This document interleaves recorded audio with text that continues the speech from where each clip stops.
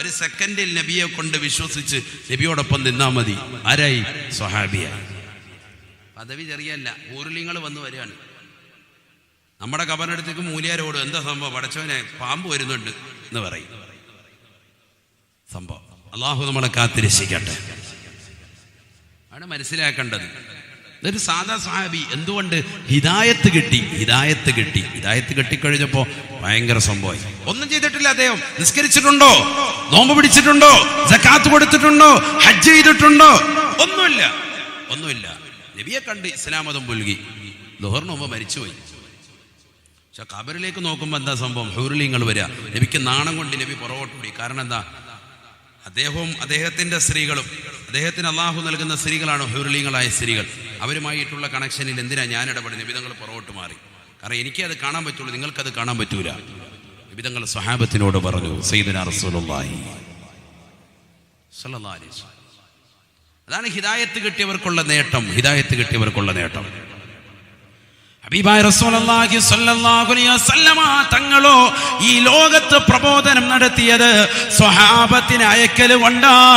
അല്ലാഹുവിന്റെ റസൂല് ലോകത്തിന്റെ വിവിധ പ്രവിശ്യകളിലേക്ക് സ്വഹാബത്തിനെയാണ് നിയോഗിച്ചത്. അല്ലാഹു ഈ ലോകത്ത് നിയോഗിച്ചത് അമ്പിയാക്കളെ, നബിമാര് ഈ ലോകത്ത് അവരുടേതാകുന്ന അനുയായികളെ. എല്ലാ കാലഘട്ടത്തിലും അങ്ങനെ തന്നെയാണ്. അള്ളാഹുവിന്റെ റസൂൽ സല്ലല്ലാഹു അലൈഹി വസല്ലം തങ്ങൾ എന്ത് ചെയ്തു? സ്വഹാബത്തിനെ ലോകത്തിന്റെ വിവിധ ഭാഗങ്ങളിലേക്ക് പ്രബോധനത്തിന് വേണ്ടി പറഞ്ഞയച്ചു. മുആദ് ബിൻ ജബൽ റളിയല്ലാഹു അൻഹുവിനെ യമനിലേക്ക് വിട്ടു. അവിടെ പോയി പ്രബോധനം നടത്തി.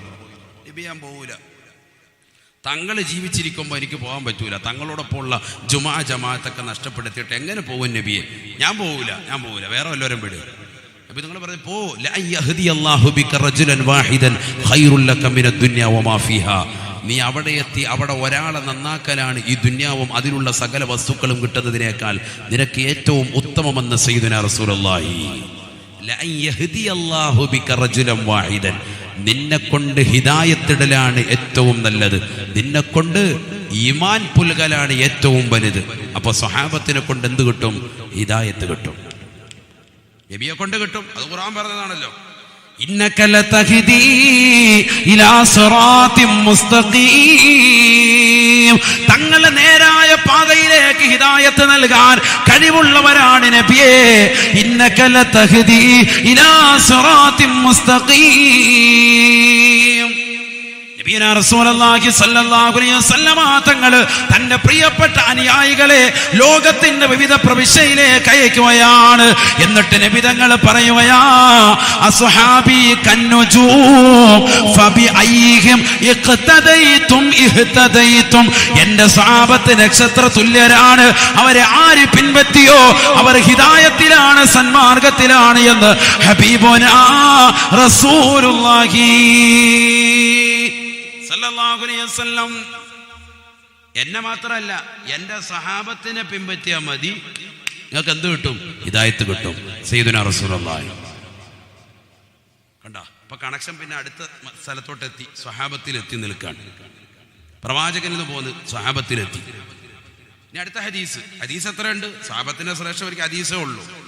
قال رسول الله صلى الله عليه وسلم لا تمس النار من رآني وهو مؤمن ومن رآني وهو مؤمن صدق رسول الله.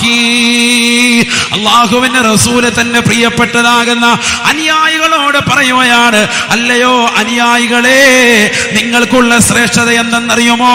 ലാ തമസ്സുന്നാറു മൻ റആനി.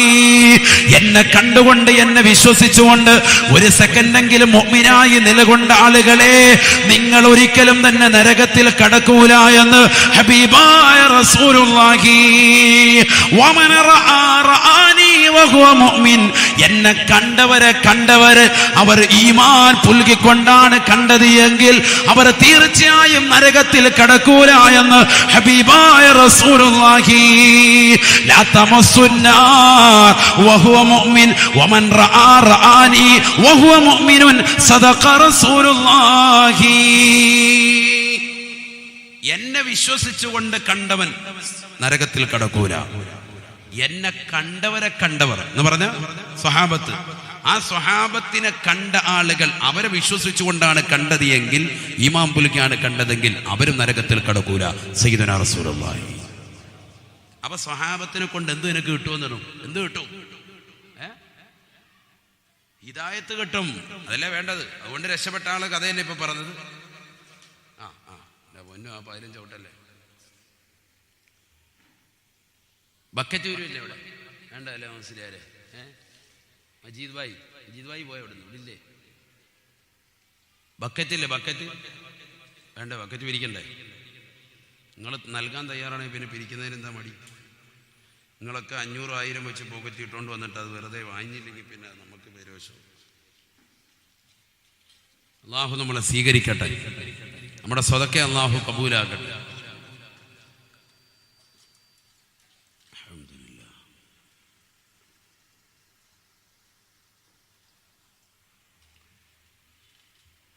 എല്ലാവരും നല്ലൊരു സ്വതക്കെടുത്ത് നോക്ക്. അള്ളാഹു നമ്മുടെ സ്വതക്കളെ സ്വീകരിക്കട്ടെ. നീയത്തോളം നിങ്ങൾ വേഗം തന്നെ ഡ്രസ്സൊക്കെ മാറി, ഇപ്പം നല്ല ലുക്കായല്ലേ, വെള്ളയൊക്കെ ഇട്ട്. അതാണ് എനിക്ക് സംശയം തോന്നിയത്, ആരാണ് അവിടെ വന്നിരിക്കുന്നത്.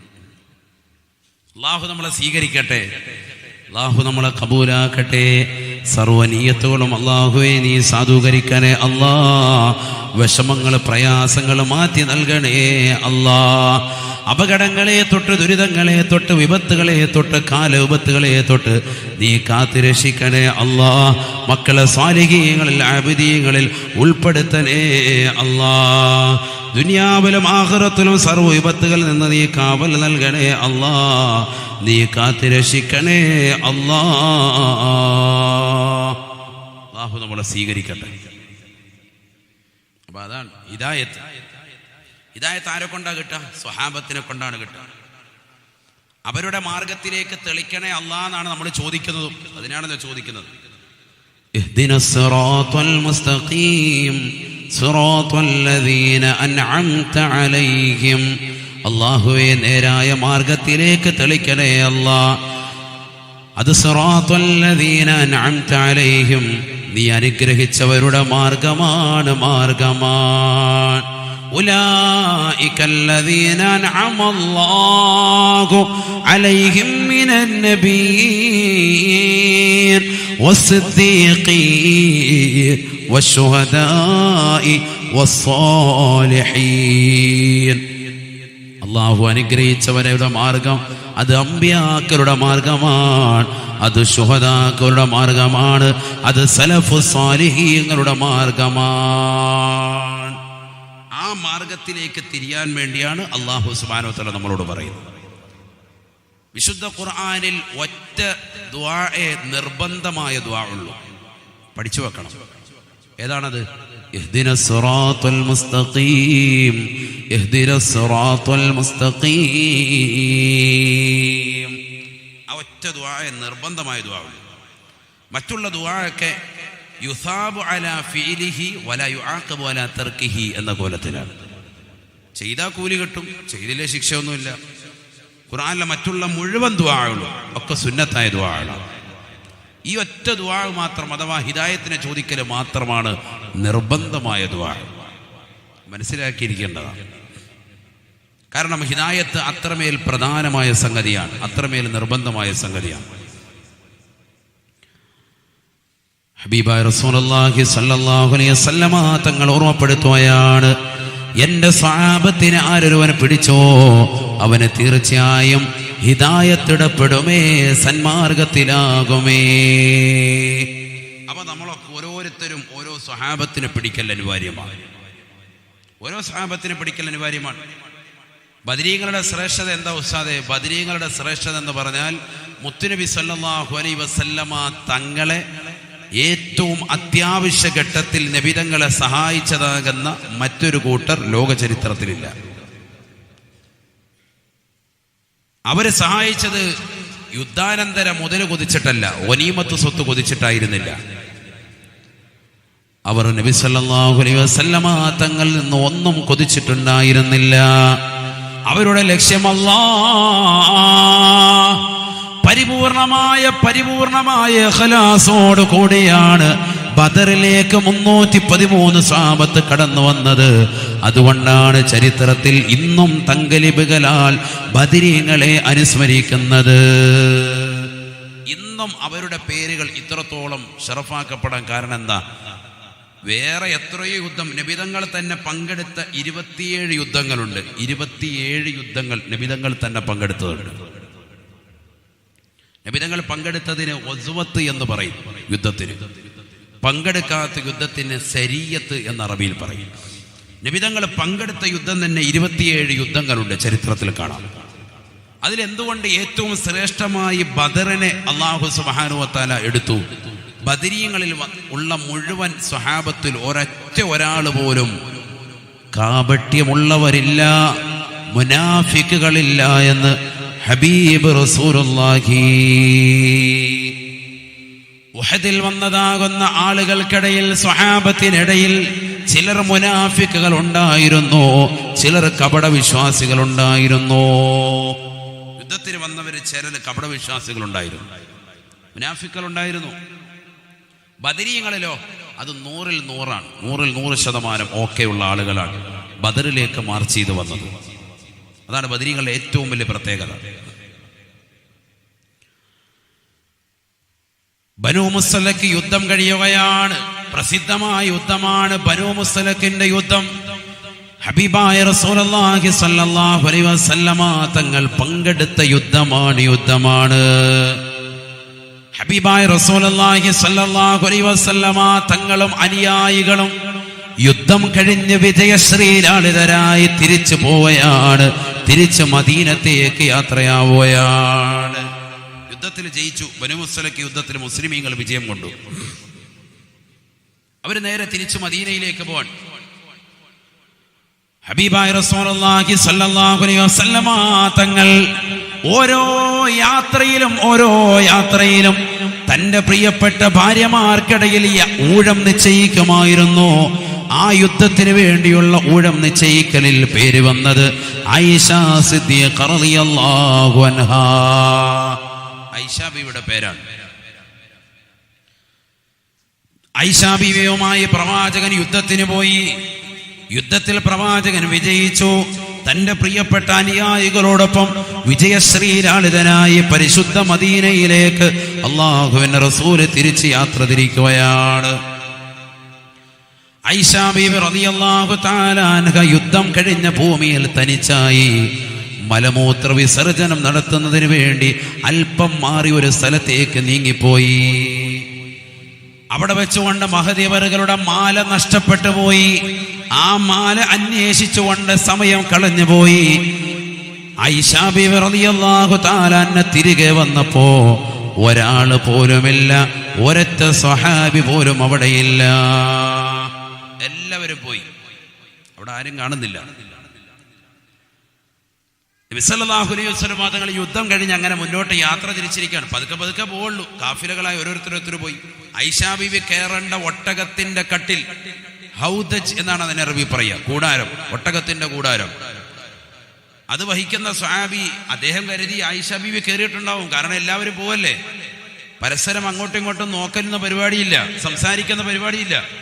അതുകൊണ്ട് ആയിഷ ബീവി കയറിയിട്ടുണ്ട് എന്ന് കരുതിയിട്ട് അദ്ദേഹം ആ ഒട്ടകം ഓടിച്ച് അദ്ദേഹവും പോയി. സത്യത്തിൽ ഒട്ടകത്തിന്റെ കൂടാരത്തിൽ കയറിയിട്ടുണ്ട് ആയിഷ ബീവി? കയറിയിട്ടില്ല. താനും ആയിഷ ബീവി ഒറ്റപ്പെട്ടു പോയി. അവരുടെ കാര്യം സാധിക്കുന്നതിന് വേണ്ടി മാറി നിന്നതാണ്. അത് കഴിഞ്ഞ് വന്നപ്പോഴത്തേക്ക് മാല പോയി. തിരിച്ചുപോയി മാല അന്വേഷിച്ച് അവിടെയൊക്കെ തപ്പി അന്വേഷിച്ചിട്ട് അത് കിട്ടിയില്ല. അവസാനം അവർ തിരിച്ചിവിടെ വന്നപ്പോഴത്തേക്കും എല്ലാവരും പോയി. കാഫിലകളൊക്കെ പോയി. ഒരൊറ്റ ഒട്ടകം പോലില്ല. അപ്പൊ അവിടെ തന്നെ അങ്ങ് ഇരുന്നു. നല്ല വെയിലാണ്. ക്ഷീണിതയായി അവിടെ തന്നെ അങ്ങോട്ട് കടന്നുപോയി. ഉറങ്ങിപ്പോയി. ക്ഷീണിച്ചുറങ്ങിപ്പോയി. ഏത് യുദ്ധം കഴിഞ്ഞാലും ഏത് യാത്ര ചെയ്യുമ്പോഴും പ്രവാചകൻ ഏതെങ്കിലും ഒരു സ്വഹാബിയെ നിശ്ചയിച്ചിട്ട് ആ യാത്രാ വഴി ഒന്നുകൂടി ബാക്കിൽ പോയി ഇത്ര കിലോമീറ്റർ പോയി നോക്കണമെന്ന് പറഞ്ഞ് പ്രത്യേകമായി ആരെങ്കിലും നിർത്തും. അന്ന് നിർത്തിയത് ബഹുമാനപ്പെട്ട സഫ്വാൻ ബിൻ മുഅത്തൽ റളിയല്ലാഹു അൻഹുവിനെയാണ്. സഫ്വാൻ ബിൻ മുഅത്തൽ റളിയല്ലാഹു അൻഹു വലിയ സഹാബിയാണ്. അദ്ദേഹം ചെന്നു നോക്കുമ്പോ സുബ്ഹാനല്ലാഹ്, കടക്കുന്നതാരാൻ? മഅദല്ലാഹ് മഅദല്ലാഹ്. സഫ്വാൻ ഇബ്നു മുഅത്തൽ റളിയല്ലാഹു തആല അൻഹു പറയുകയാണ്, മഅദല്ലാഹ്, അല്ലാഹുവേ കാവൽ തേടുന്നു റബ്ബേ, കാവൽ തേടുന്നു അല്ലാഹ്. ഹബീബായ റസൂലുള്ളാഹി സ്വല്ലല്ലാഹു അലൈഹി വസല്ലമ തങ്ങളുടെ പ്രിയപ്പെട്ട ഭാര്യയായ ആയിഷ ഉമ്മൈദ ഒറ്റയ്ക്കായി പോയല്ലോ. സഫ്വാൻ ഇബ്നു മുഅത്തൽ റളിയല്ലാഹു തആല അൻഹു ഈ വർത്തമാനം ഒട്ടകത്തിന്റെ പുറത്തിരുന്ന് പറയുന്നത് കേട്ടുകൊണ്ട് ചാടി എഴുന്നേൽക്കുകയാണ്. ഉറക്കിൽ നിന്ന് നെട്ടിയുണരുകയാണ്. ആയിഷ ബീവി നെട്ടിയുണരുകയാണ്. ബഹുമാനപ്പെട്ട സഫ്വാൻ ഇബ്നു മുഅത്തൽ റളിയല്ലാഹു അൻഹു ഒന്നും സംസാരിച്ചില്ല. ആയിഷ ബീവി ഒന്നും മിണ്ടിയില്ല. അനാഖ നാഖതഹു, സഫ്വാൻ ഇബ്നു മുഅത്തൽ റളിയല്ലാഹു അൻഹു അദ്ദേഹത്തിന്റെ ഒട്ടകത്തെ മുട്ടുകുത്തിക്കുകയാണ്. ആയിഷ ബീവിക്ക് കയറാൻ സൗകര്യം ചെയ്യുകയാണ്. ആയിഷ ബീവി റളിയല്ലാഹു തആല അൻഹ ആ ഒട്ടകത്തിന്റെ പുറത്തേക്ക് കയറിയിരിക്കുകയാണ്. ബഹുമാനപ്പെട്ട സഫ്വാൻ ഇബ്നു മുഅത്തൽ റളിയല്ലാഹു അൻഹു താഴെ നിന്നുകൊണ്ട് അതിന്റെ കടിഞ്ഞാണ് പിടിച്ചുകൊണ്ട് മദീനയിലേക്ക് യാത്ര തിരിക്കുകയാണ്. സുബ്ഹാനല്ലാഹ്. അല്പനേരം പിന്നിട്ടപ്പോ അതാ അവരുടെ മുമ്പിൽ പോയ കാഫിലയോടൊപ്പം ചേരുകയാണ്, യാത്രാ സംഘത്തോട് ചേരുകയാണ്. അപ്പോഴാണിതാ മുനാഫിക്കുകളാകുന്ന ആളുകൾ, ഞാൻ നേരത്തെ പറഞ്ഞില്ലയോ, പരിശുദ്ധ ബദറിൽ ഒഴികെ മുഴുവൻ യുദ്ധങ്ങളിലും മുനാഫിക്കുകൾ ഉണ്ടായിരുന്നു. കപട വിശ്വാസികൾ യുദ്ധത്തിൽ പങ്കെടുത്തിരുന്നു. അവരിൽ ചില ആളുകൾ വിളിച്ചു പറയാൻ തുടങ്ങി, അല്ലാഹുവിന്റെ റസൂലിന്റെ ഭാര്യയാകുന്ന ആയിഷ ബീവി ഇതാ സഫ്വാനുമായിട്ട് കണക്ഷനാണ്, അപവാദ പ്രചരണം നടത്തുകയാണ്. ഇന്നും ഈ ദുനിയാവിൽ അപവാദ പ്രചരണം നടത്തുന്ന മുസ്ലിമീങ്ങളില്ലയോ, ചെറുപ്പക്കാരില്ലയോ? പാടില്ല പൊന്നുമോനെ, പാടില്ല പൊന്നുമോനെ. ഹബീബായ റസൂലുള്ളാഹി സ്വല്ലല്ലാഹു അലൈഹി വസല്ലമ തങ്ങളുടെ പ്രിയപ്പെട്ട ഭാര്യയാകുന്ന ആയിഷ ബീവിയെ കുറിച്ച് അപവാദ പ്രചരണം നടത്തുകയാണ്. അവർ രണ്ടുപേരും വ്യഭിചരിച്ചു എന്ന് വരെ മോശത്തരം പറയുകയാണ്. നഊദു ബില്ലാഹ്. സഫ്വാൻ ഇബ്നു മുഅത്തൽ റളിയല്ലാഹു അൻഹു വീട്ടിൽ കൊണ്ടുവന്ന് വിടുകയാണ്. പരസ്പരം ജനങ്ങൾക്കിടയിൽ ചർച്ചയായി. മുനാഫികൾ കമ്പോളത്തിൽ വന്ന് പറയാൻ തുടങ്ങി, അല്ലാഹുവിന്റെ റസൂലിന് വിഷമമായി, ആയിഷ ബീവിക്ക് മാനസികമായി പ്രയാസമായി, റസൂല് വീട്ടിലേക്ക് വരുന്നില്ല. ഹബീബായ റസൂലുള്ളാഹി സ്വല്ലല്ലാഹു അലൈഹി വസല്ലമ തങ്ങൾ ഒരു ദിവസമല്ല, 2 ദിവസമല്ല, 3 ദിവസമല്ല, 4 ദിവസമല്ല, 1 മാസത്തോളം വീട്ടിലേക്ക് വരാതിരിക്കുകയാണ്. മാനസികമായി തകർന്നു പോയ ആയിഷ ദിക്ർ ചൊല്ലി കൂടുകയാണ്. ഹസ്ബുനല്ലാഹു വനിഅമൽ വകീൽ, നിഅമൽ മൗലാ വനിഅമൻ നസീർ. അല്ലാഹുവേ, പടച്ചറപ്പേ, നിനക്കറിയാമല്ലോ അല്ലാഹ്, ഞാൻ പാവപ്പെട്ടവളാണെന്ന് നിനക്കറിയാമല്ലോ റബ്ബേ. സഫ്വാനും എന്നെയും ചേർത്ത് മുനാഫിക്കുകളാകുന്ന കപട വിശ്വാസികൾ എന്തൊക്കെ അപവാദ പ്രചരണങ്ങളാണ് ഇവിടെ നടത്തുന്നത് റബ്ബേ. ഞാൻ വ്യഭിചരിച്ചെന്നാണ് പറയുന്നത് അല്ലാഹ്, എനിക്ക് നിന്നെ മാത്രം ബോധിപ്പിച്ചാൽ മതി. ഹസ്ബുനല്ലാഹു വനിഅമൽ വകീൽ. അല്ലാഹുവിന്റെ റസൂല് പോലും സ്വഹാബത്തിൽപ്പെട്ട പല ആളുകളും വന്നുകൊണ്ട് നബിയെ ശരിയാണോ എന്ന് പറയവേ റസൂലുള്ള പോലും മാനസികമായി തകർന്നു പോവുകയാണ്. അല്ലാഹുവിന്റെ റസൂൽ ആയിഷയോട് വന്നിട്ട് പറയുകയാണ്, ആയിഷ, നീ തെറ്റ് ചെയ്തിട്ടുള്ള ഫതുബ് ഇലല്ലാഹ്, ഇഫ്തഹൂ ലനാ അബ്വാബൽ ജിനാൻ, ഇഫ്തഹൂ ലനാ അബ്വാബൽ ജിനാൻ. സ്വർഗ്ഗത്തെ കാക്കുന്ന മലക്കുകളോട് പറയുകയാണ്, അല്ലയോ റിദ്വാനേ, റിദ്വാനേ, ഈ സ്വർഗ്ഗത്തിന്റെ വാതിലുകൾ ഞങ്ങൾക്ക് തുറന്നു തരണേ. സ്വർഗ്ഗത്തെ കാക്കുന്ന മലക്കുകൾ ചോദിക്കുമത്രേ, നിങ്ങൾ ആരാണ്? അവ ഹൂസിബത്തും, നിങ്ങളുടെ ഹിസാബ് കഴിഞ്ഞുവോ? ഹിസാബ് കഴിയാതെ ഒരാളെയും സ്വർഗത്തിൽ കടത്തുകയില്ല, നേരത്തെ സ്വർഗത്തിലേക്ക് കടത്തുകയില്ല. അപ്പോഴാണ് ബദരീങ്ങൾ പറയുന്നത്, ഞങ്ങൾ ബദറിൽ പങ്കെടുത്തവരാണ്, ഞങ്ങൾ ബദറിൽ പങ്കെടുത്തതാകുന്ന ആളുകളാണ്. സുബ്ഹാനല്ലാഹ്. അതാ ഉടനെ മലക്കുകൾ അവരോട് പൊരുത്തം ചോദിക്കുകയാണ്. പൊരുത്തപ്പെടണേ, അറിയാതെ പറഞ്ഞു പോയതാണ്. അഫ്വാ, പൊരുത്തപ്പെട്ടു തരണേ, പൊരുത്തപ്പെട്ടു തരണേ. സ്വർഗത്തിന്റെ കവാടങ്ങൾ അവർക്ക് മുന്നിൽ മലർക്കെ തുറക്കപ്പെടുകയാണ്. സ്വർഗത്തിലേക്ക് അവർ കടക്കുകയാണ്, സ്വർഗത്തിൽ അവർ കടക്കുകയാണ്, സ്വർഗത്തിൽ അവർ അഭിരമിക്കുകയാണ്. വന്നാസു ഫിൽ ഹിസാബ്, ജനങ്ങളെപ്പോഴും ഹിസാബിലായിരിക്കുമേ എന്ന് ഹബീബായ റസൂലുള്ളാഹി. സ്വർഗത്തിലേക്ക് നേരത്തെ കടന്നു ചെല്ലുന്ന ബദരീങ്ങൾ, അള്ളാഹുവിന്റെ റസൂൽ അവരുടെ ക്യാപ്റ്റൻ അല്ലയോ? തിരിച്ചറിഞ്ഞുകൊണ്ട് ആദരിക്കണേ മുസ്ലിമേ.